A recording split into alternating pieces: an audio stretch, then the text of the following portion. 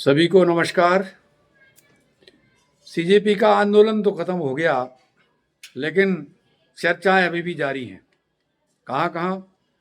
Social media पर और news channels पे। क्यों? एक मुद्दा खास तौर से छाया हुआ है, गाली गलौज का, अमर्यादित व्यवहार का, अश्लीलता का, अश्लील प्रदर्शन का। क्या हुआ है? आपको मैं बता दूं कि जो आयोजक थे, 3 खास हैं उसमें चेहरे अभिजीत दीप के, एक सौरभ दास हैं और तीसरे कोई राका हैं। अभी तक इन लोगों ने ये अश्लील गाली गलौज प्रधानमंत्री को हो, हमारी सेना, फौज या जो लॉ एंड ऑर्डर मेंटेन करने वाले अधिकारी कर्मचारी थे उनको जिस तरह का अश्लील व्यवहार, प्रदर्शन, गाली गलौज किया, किसी से भी माफ़ी नहीं मांगी, बल्कि उसको जस्टिफाइड किया है कि गाली गलौज करना कौन सा अपराध होता है, प्रधानमंत्री तो भगवान नहीं है, और छोटा सा मजाक मानते हैं उसको। मैं आपको बता दूं,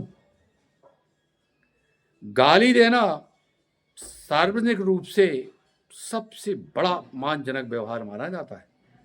अगर ऐसा नहीं होता तो धारा 294 भारतीय दंड संहिता, जो कि 1861 में अंग्रेजों ने बनाई थी, उस समय से ही ये दंडनीय अपराध था। गालियां देना, सार्वजनिक तौर पर किसी को अपमानित करना, अश्लील व्यवहार का प्रदर्शन करना।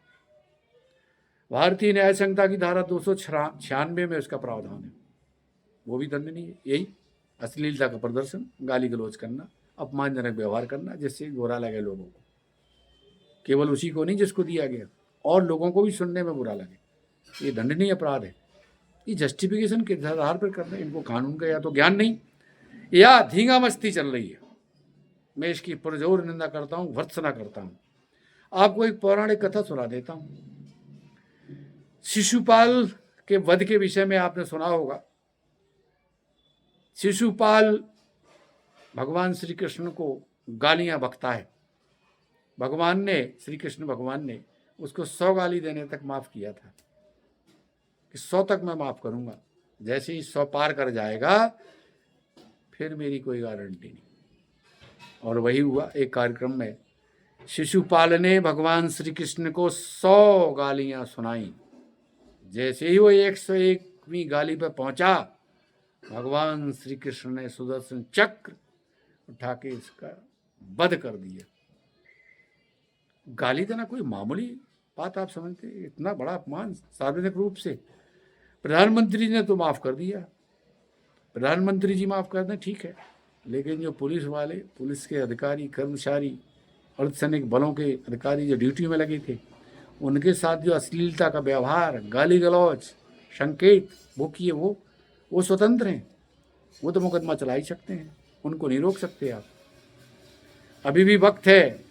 जो आयोजक हैं, जो जस्टिफिकेशन कर रहे हैं गाली गलौज का, वो माफ़ी मांगे समाज से, पुलिस बल से, सभी से, प्रधानमंत्री जी से।